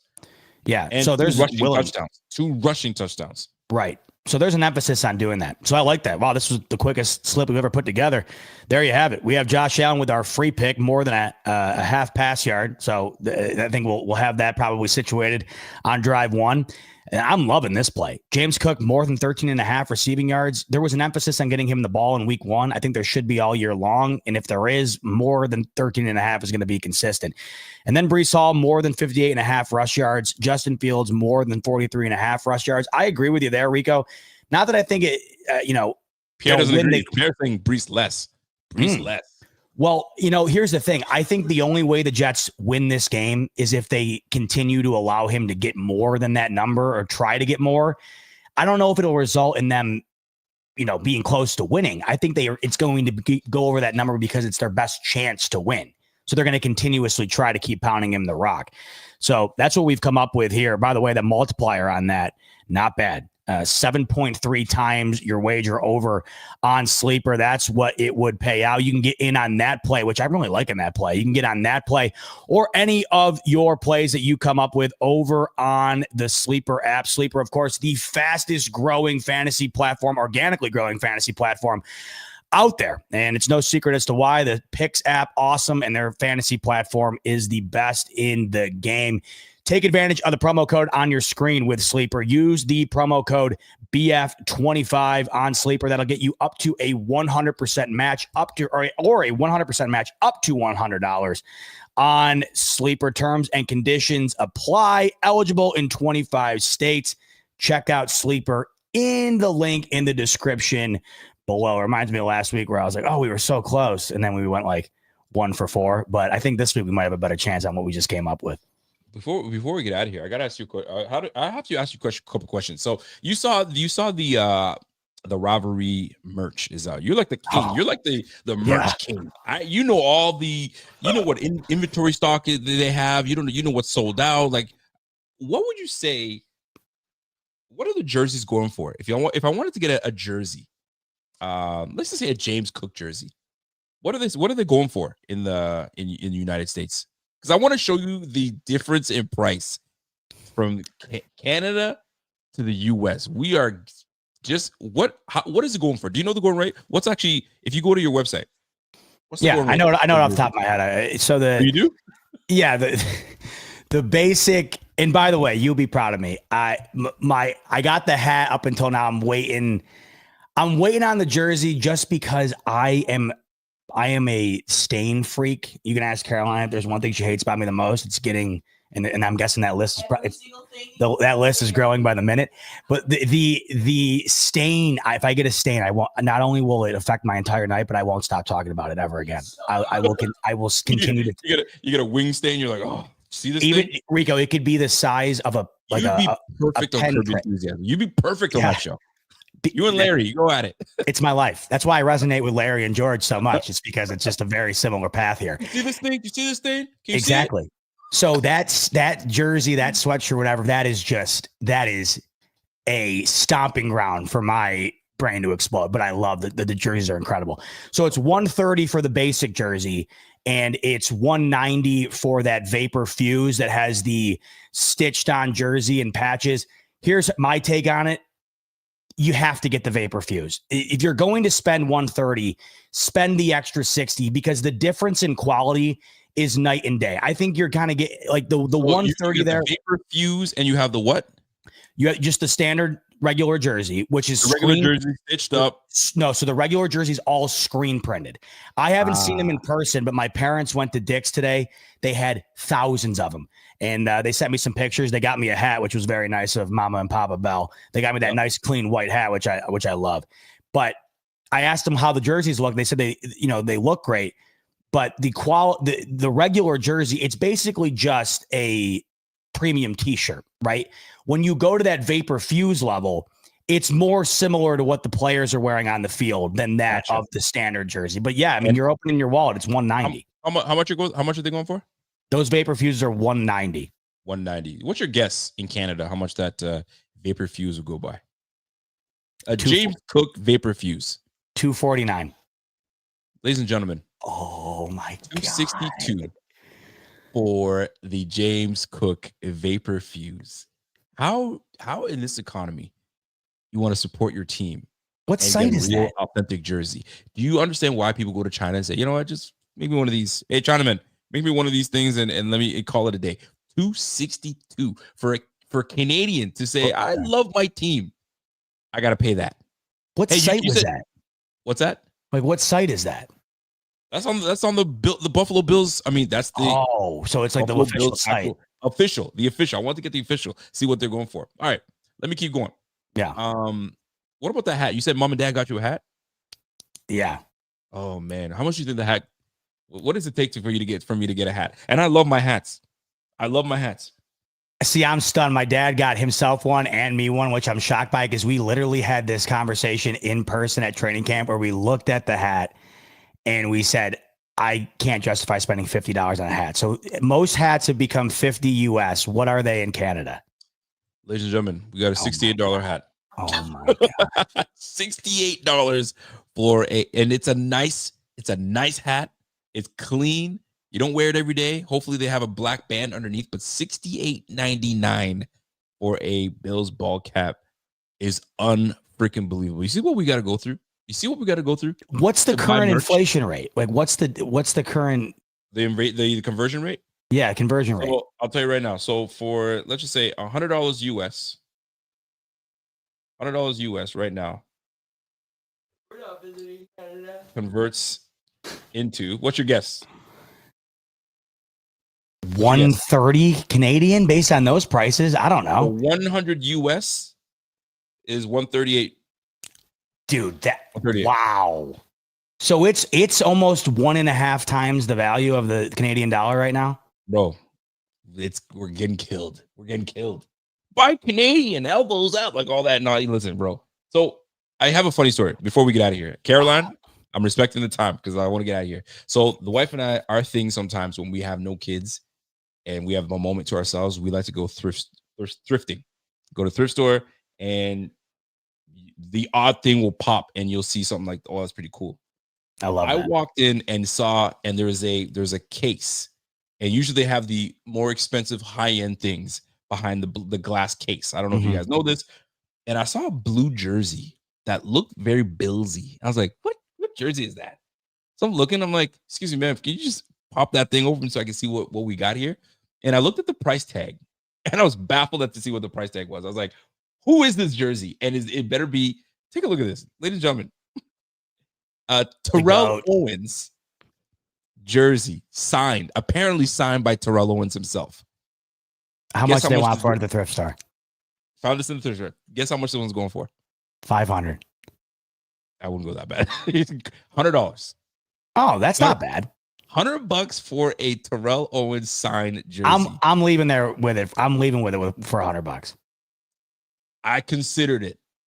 I highly considered it. It was stained, and I was like, well, there's no authenticity note either, though, right? There's no authenticity note. That's the thing. So like, it could be some Joe Blow. Here it is. And I'm the goof that goes to buy a Terrell Owens Bills jersey, not even stitched, printed. I don't know if I see. I would have left with it because the TO Bills jersey has such a soft spot in my heart because at the time it was the only Bills player of note that had come to the Bills in my lifetime as a kid in free agency. Like it was the only, like, dude, there were people greeting him off the plane or whatever. Yeah. And my mom was in line at the Bills store at Eastview Mall at the time. It shut that. They shut that store down like over a decade ago, but at the time it was open. She was in line for my ass at like 7 a.m. You got to love Mama Bell. And there was a line too. It wasn't like she was standing there by herself. And the news was there. I think I've told this story out here before. The news was there. They interviewed my mom. Like, why are you here getting it early? And I'm getting it for my son. He's so excited. So that's why I would get it. Cause at the time that was like, that emblemized like a new, man, the Bills are getting TO, man. This is going to be something special. And you know, so Jenna's like, baby, you're going to get it. And I'm like, it's not even stitched. If it was stitched, it was cool. And I don't know who signed that, but I mean, can I walk around and say, I got to sign TO jersey? But it looked cool. It looked like, I mean, if anybody is wearing a Bills TO jersey, you're like, okay, that guy's a true Bills fan. If he's got the TO jersey. So it's like, it's going to be there for a minute. Ain't nobody going to buy that thing. So like, I'm going to have to go in there and barter. Exactly what I'm going to do. I'm going to barter and I'm going to get it down. And if they're saying, hey, get it for like, I don't know. I don't even know what they're going to, we're going to have to see. I'm a master negotiator, so I'm going to try to get out there, see if we can get something going. But I'm hearing the people saying, hey, man, that's not a bad price. You probably get a as a speaker for $100. Yeah. You're probably good. You're not even lying. I don't think that's a bad price. And we'll see. I mean, but the thing is, you don't have any. You'll buy anything Bills. If this guy right here, we're sitting there. I have 100. I have 100 of those. Yeah, $150. Yeah, I'll get that. Speaking of which, there's, being what feels like now you mentioned it, it feels like I am. And this, the funny thing is, I think I've become like almost like I think you refer to me as a shill in many ways for this. Absolutely. Yeah, but it's because I've almost become like the voice piece for Buffalo Bills merchandise because I'm seeking it out so frequently. Look at that. So I'd pay $1,000 for that right there. That's custom. It's like little penny. My custom bot is in storage. I need to get a 2-pack though. We need to get the Rico and Bot 2-pack. They do that. We have to get that. Yeah, they do the 2-pack. Got to.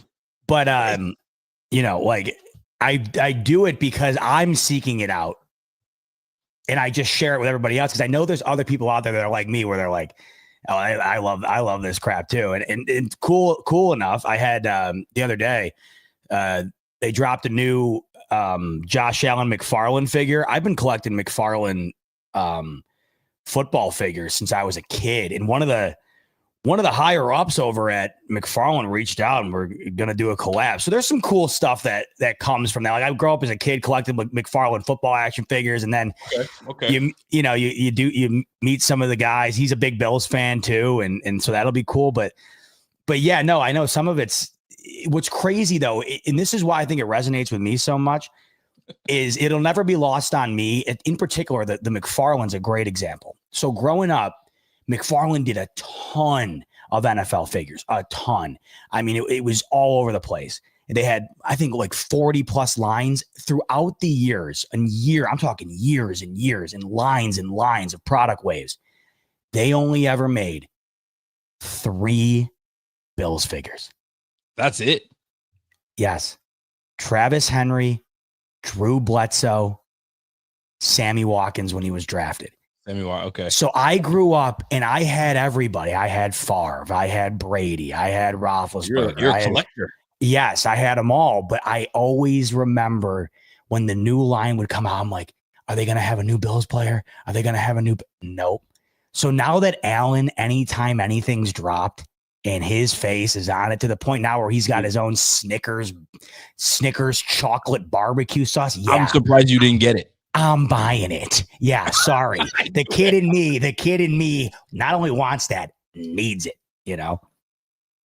I'll tell you right now, if that TO jersey came with the key to the city right next to it, wrapped up next to it, maybe. I might even go back. I might go back to say, all right, let's make a deal. I'll bring in some of my old stuff. We'll trade, bring that price down. It's just, it would be cool to have it, but then the stains bothered me. So I'm like, do I wash it? But you can't because the signature's there.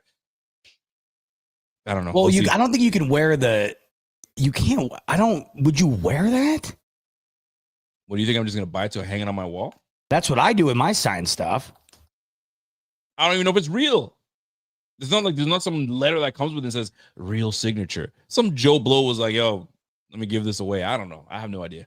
You got to be a special type of trash to fake a TO signature and then sell it to the thrift store. I mean, who knows how these things? I don't even know how these things play out. But I found that interesting. I saw the TO jersey. I was like, and it caught my eye. I was like, what is behind the case? A blue jersey. I'm like, it can't be. Look at it. I was like, booyah. How about that? Anyway. I got to correct myself, by the way. It wasn't Travis Henry. It was Willis McGahee that had the figure. It wasn't Travis. It was Willis. Yes. Willis. And they had a mini version and a big version. So you got the mini. Oh, I got them both. I mean, you know. My man said, yo, Rico, just put it deep in your closet. Let's read some super chats before we get out of here, my man. Signified knows. Says, I know what you're talking about. He says, I know what you're talking about, Bot, but that was the Dorsey, when Dorsey was offensive coordinator. So he was referring to when you were talking about earlier. The only reason game was close last season was because we had no receivers. I think he's talking about the Jets game. Yeah, so I was talking about how it's over the last couple of years, there's been one really close game with the Jets, and there's been a blowout. Yeah. There's a point to that. I mean, I also do think that there have been times where they've put Allen in a tough spot. I mean, I do. But as I mentioned, the only time they've beaten the Bills the last 10 were the Bills scoring 17 points and 16 points. The Jets scored 20 and 22. I mean, so if you even, you know what's crazy right now, Rico? A mediocre performance for Allen. I mean, 24 points for the Bills is a bad outing. It's a bad outing. It's a tough outing. It's a tough game. It's like, yes, we got on that one for sure. So with that in mind, like, it's hard to justify a loss this weekend. Is it a defensive success if the Bills keep the Jets below 25 points? Or is that a bad day yet again? Well, let's factor this in. Did you see the kickoff numbers from week 1? Way higher. Over 75%. The most since 2010. So what they wanted is back. And what did you see even in the Bills-Ravens game? Opening kickoff, Codrington to the 50. Yep. You can't tell me that you need 20 yards, Rico, for most of these kickers to get points out of a drive. 20 yards. I'm wondering if the days of feeling satisfied and holding a team to that amount are back. But I think it dramatically. You're right. Yeah. But I mean, if you look at let's think about it. I was watching week 1. And I was usually it's an anomaly. You don't know what's going to take place. But look at the scores that were happening in week 1. They weren't very high scoring. No, they were way lower. That's why I was shocked. 24-20, 27-21, 20-13, right? The Colts beating down the Miami Dolphins. No big deal. 20-13. The Raiders over the freaking the Broncos. The two high-scoring games were us and the freaking Pittsburgh Steelers. 21-6 Giants, 26-10 Carolina. Like, bro, there was a lot of low-scoring games. So whether the kickoffs mean something or not, or maybe it's not fulfilling, or maybe call it week one jitters. Who knows? But yeah, that was low-scoring. That was low-scoring football, man. It was. I was shocked to see the numbers correlated to the kick returns. You're right, because it was far lower scoring. I think we could see some difference this week. I think last week you saw a lot of really good offenses not play really well. I mean, which was interesting. Yeah, I'm kind of we're just doing it to do it now. I freaking love Carolina. She doesn't care. Her big baby shower's tomorrow, so she's trying to get some rest. We're having a huge day tomorrow. The big baby shower. All right, let's read these things and let's get out of here. By the way, it's Mexican themed. You ever heard of that? No, I haven't. What's it gonna? Is everybody? I think she must be the first of all time to have a Mexican themed baby shower. We're doing. It's taco themed, but you're wearing. Yeah, I don't know. There's gonna be like a Mexican fiesta, basically.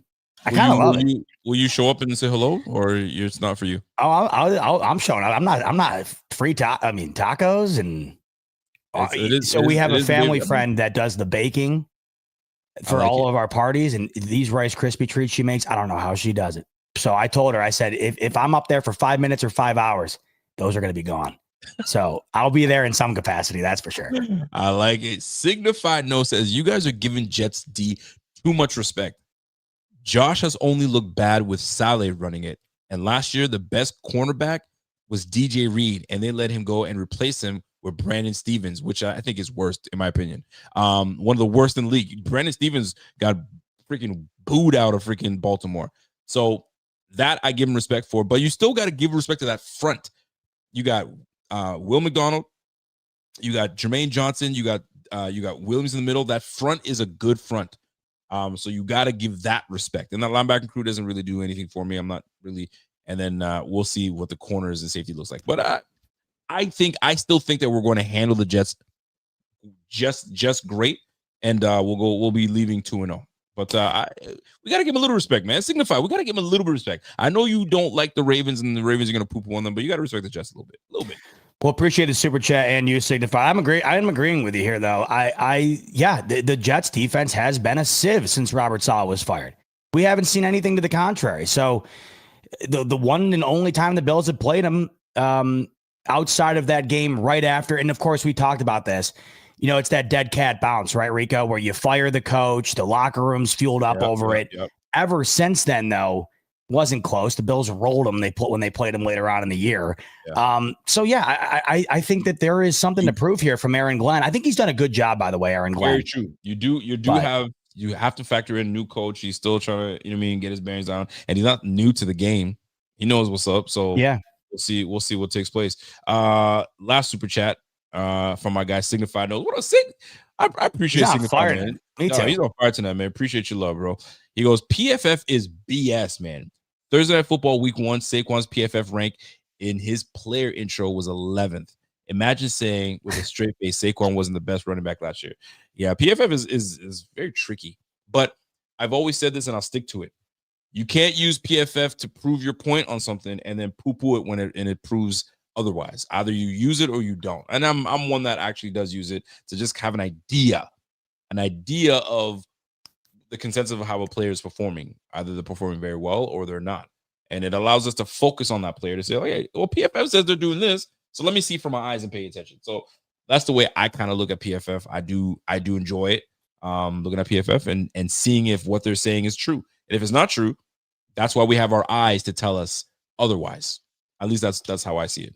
And I think that's the ultimate way to look at it. The eye test matters. I know it gets poo-pooed a lot because, and I respect PFF too. They do great work. The site's awesome. It's got everything you could possibly want. But then you'll get into an argument. Hey, I just watched this game with my own 2 human eyes, 20/20 vision, and so with the most random, Twitter handle you've ever seen with 75 numbers in it is telling me, well, PFF said so and so. Well, yeah. Well, I also just watched the game, and I can tell you that he either looked phenomenal or he looked like crap. So it's just the way it goes. But with them, the numbers, the problem is you don't really know how they're being formulated. That's what it kind of is tough for me is I don't know how you derive some of these outcomes.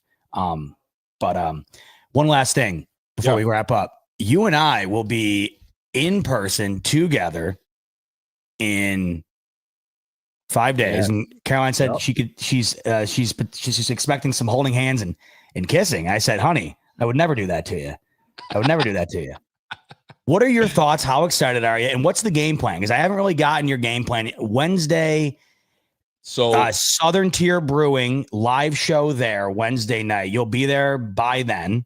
I'll be there. I'm actually going to be driving into Buffalo Wednesday morning. So I'm flying into Toronto to be my boy Kevin Papa Peck, the Dolphin fan. I saw him in here tonight. Yeah, he's going to be joining us, and that's going to be a good time. So I'm going to meet Kevin in Toronto. So then we're going to drive tomorrow morning or whenever the heck we decide to leave, get checked in. I don't think we've checked into a hotel yet. So I only know the Mark Hotel. Is it the Mark Hotel? Is that what it's called in Buffalo, downtown Buffalo? Is it the Marks? If people I don't know. I've never stayed at a hotel in Buffalo, to be honest with you. Never. You've never stayed in a hotel? Well, you don't need to. No. Just drive back home. Mm-hmm. So I think it's called the Mark. Anyway, Signify says, how long of a drive is that from Nova Scotia? Hell no. I would never drive to Buffalo from Nova Scotia. I got to fly into Toronto, which takes me about an hour and a bit, hour and a half. And then we drive from Toronto into Buffalo. But if I drove literally from here, it'd take me 20 plus hours. Ain't doing it. If you guys have to look, it's the Adam Mark Hotel. That's what it was. I kept on saying the Marks. So we're going to try to get something at the Adams Mark Hotel because that's the only hotel I know. And it's a nice one from what I remember. Or we can get the Red Roof Inn. I don't know if that's a nice one or not. So if you're in the chat, you know. It is directly next to the stadium. I mean, that's like a tailgate stomping ground over there. Right. So we're gonna go. I'm gonna guess it's not as nice as the Mark. I'll just. We're gonna find exactly. So then Wednesday we're gonna shoot this. I don't know what we're gonna do Wednesday. We're gonna do whatever, and then we're gonna meet at the obviously the restaurant. What we're gonna be doing? We're gonna TD. I don't know what TD is gonna be doing over there. Like really. Oh my God. I feel bad for him. If you're a Dolphins fan, and I told Caroline, my bad. That's me. That's on me because I told your boy I'd be out of here, but he's a yapper. But if you're a Dolphins fan, bro, I feel sit down. I feel for you. Like how do you? And especially if you're a content creator, how do you get on and turn on their mic? Make sure it's right. Make sure the microphone's right. Check 1 2 1 2. Dolphins fans, hear me and hear me. What are you gonna say to them? Golly, you can't rally cry for that team because it ain't looking good. And if you lose another one to the New England Patriots, and then you got the Bills after that, bro, the season's over. It's a wrap. It just started and it's over if that happens. The thing with him, though, is that he's better served for this to happen because I've never seen somebody better at reactionary content than him. He is better served for the Dolphins to be doing exactly what they're doing. God bless him. I know it's not easy on him. Oh my god! But I've never seen someone better at reacting to stuff like that in my life. I see him on your show now on the AFC roundtable. Mm-hmm. I watch him on the roundtable and he's super nice. Well, my analysis, there's no bravado, there's no I know. I'm up there. He understands. That's rough. When it's game time, I mean, the lights are bright. That's why I can't wait to watch this game in person with him. I mean, this is going to be a special treat to be able to sit down and watch the Dolphins and in all likelihood get absolutely rolled with him. I'm going to savor that. I did not realize that I don't know what Kevin was thinking. I'm going to call Kevin right now. You know what, Caroline, my bad. You can just hold that thought. Let me see if Kevin's going to answer the phone right now. I hope he does. Well, I saw earlier he's looking for Anchor Bar. We're not going to Anchor Bar. We're going somewhere else. Yeah, he really wants wings. He's looking. We will be getting. Tell him, don't worry about that. Hey, Kevo, what's going on, boss? What are you up to? I'm just on live stream right now, so don't say anything inappropriate, okay, buddy? Listen, I was telling folks that we were going to be staying at a hotel, and they're like, "Yeah, good luck, bud. You ain't gonna find a hotel." Did you happen to book anything, or are we still flying by the seat of our pants? Yeah, well, we've booked, but I was gonna call you about that. You know what? I figured something was up when you're like, "Yeah, I'll go book us somewhere here." And I was like, "Bro, I don't know. It's Thursday night." No, I just did it the other last night. All right, I'll start looking too. No, like I booked, like nothing. So we got we're booked in right beside the Anchor Bar, Where the hell's that? near the airport. Z-Bot's laughing. I don't know where that. He's like, he just tilted his head back and said, Wait, hold "Dude." on. He's got to clarify because there's an Anchor Bar in the airport. So What'd you say? It's like 13 miles from downtown. 13 miles. What is that in Or kilometers? 13 kilometers, I think. It might have been kilometers. 13K, so that's like 20 hell minutes. if I know. You guys are out here. You guys are doing your own thing up there. I have no clue. Oh, it's like 20 minutes from downtown. That's nothing. Yeah, that was it, man. I waited too late. I was like thinking, who's gonna watch this friggin' game? You know what I mean? Jesus Christ. Well, I think a lot of people are looking forward to the Bills and the Dolphins. They always do. You know that. It's made for Well, TV. you don't have to. This is the one game you don't have to yell at the fans if they want to leave early. No, we stay till the end just so we can see the Dolphins walk away. I saw it. All right, well, listen. Z-Bot went real soft on that one. I thought he was gonna. Drop the hammer. I opened the door for him, and he said, "I'm just gonna take it easy on these guys." No. I was a little soft. Yeah, you were soft. It wasn't a Xavier Worthy draft selection type rage. You know what I mean? It wasn't. It certainly wasn't. So what's the name of the hotel we're staying at, or motel? I don't know which is it. I don't know, man. It's hang on, let me check. I got the confirmation email. Well, what I'll do is I'll look some more to see if we can. I mean, shoot, if you looked. Laura's right. She's like, yo, y'all screw. You ain't got nowhere to stay. Best Western. A little complimentary breakfast for you and Kev. Laura said I booked late too, but not gonna be homeless like Rico. Yeah. Well, I think we're set. We're at the Best Western. My man James Mountain says something in Buffalo is going to cost you about $700 US on game day. Isn't that something? It's crazy, but it's all about the experience, right? Always. Memories. Yeah. I mean, we were probably farther when we stayed for the when they wanted to slaughter the pig. Remember? Oh, were we further? We were further. You're right. Yeah, we were out there. Oh, yeah, we were out there. The country. Yeah, it is what it is. I don't know Buffalo, but I'll tell you this: if there's any Haitian restaurants in Buffalo, please point me to them. Any Haitian, please. I know there's some Haitians out there. Let me know. Hit me up. I know Kevin loves some Haitian food. He eats anything. Actually, Kevin and I eat the same type of thing, so we'll be all right. Yeah, we went to the Niagara Cafe there the first time, but oh yeah, that's right. They told us it closed. Oh, that cafe. What was it called? What was it called? Niagara Cafe, I think it was called. Okay, Pierre took us there. Yeah, we'll figure it out. Well, me and Kevin, I tried to get that bum to come. I know he's listening too. I tried to get that bum to come. I was like, I had a seat ready for him right beside me. Well, I'll tell you this year. Maybe next year, maybe next year. But by the way, my man Mike was like, Rico, you can stay at my place. So if our hotel doesn't work out, we have somewhere to stay. We won't be too homeless. Bro, he didn't say Rico and Kevin. He just. I was just gonna say Kevin might be sleeping outside. It's a package deal where Rico stays, Kevin stays. That's just what it is. That's just what it is. Up in the car. Yeah. All right, Kevin, we're gonna keep in touch, buddy. All right, cool. All right, buddy. All right, peace. All right. Yeah, that'll be great. That's gonna be great, man. That'll be great. We're gonna try to make it a good time, and have a great time. All right, folks. I think that's all we wrote. That's all she wrote. Yeah, Caroline's got dead eyes set on me. I'm in you trouble. know what? She has absolute every right for her to have dead eyes. And I have a message for Caroline. Can she hear me? Is she able to hear me? What is this? I got a message for Caroline. She's gonna she's gonna buy a witch on Etsy to curse me. But I don't stop in 2 minutes. Tell her it's not necessary. Tell her the father of her child. Tell her this. Que tonga un gran baby shower mañana a la noche. You hearing this? Okay. You hearing what he just said?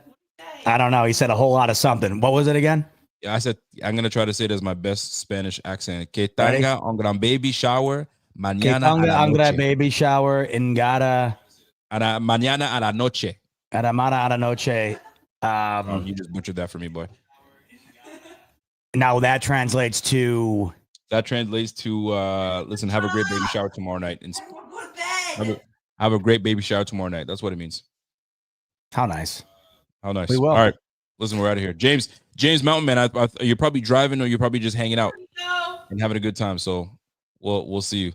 I'm surprised he's not coming to the Bills game, man. You should come to the Thursday. Try to make it happen, James. All right, folks, we gotta get out of here. I get out of here. I'm out. I gotta get out of here because the wife is probably waiting for me. She's like, "We're supposed to watch that show on Prime, The Girlfriend," or is it the wife? You know, there was House of Cards, Carrie Underwood. Oh, and anyway, we're supposed to watch it, so I doubt she's gonna be waiting for me to watch. She's like, "I called you 2 hours ago." She's gonna be giving me one of those. All right, I gotta get out of here. we're both in trouble. All right, hey, goodbye, everybody. Enjoy the rest of your Friday night. Enjoy the weekend. I'll talk to you at some point after the game. Rico. Yeah, I'll see you guys before the game, after the game, and we'll get it cracking. Peace. Go Bills. Don't forget to do me a thumb. Do me a thumb before you leave, all right, buddy? Oh, yeah. Oh, not just this. I'll give you 2 thumbs up and I'll make you a thumb for the YouTube. How's that? Sounds like a deal. All right. Go Bills. See you guys. Peace.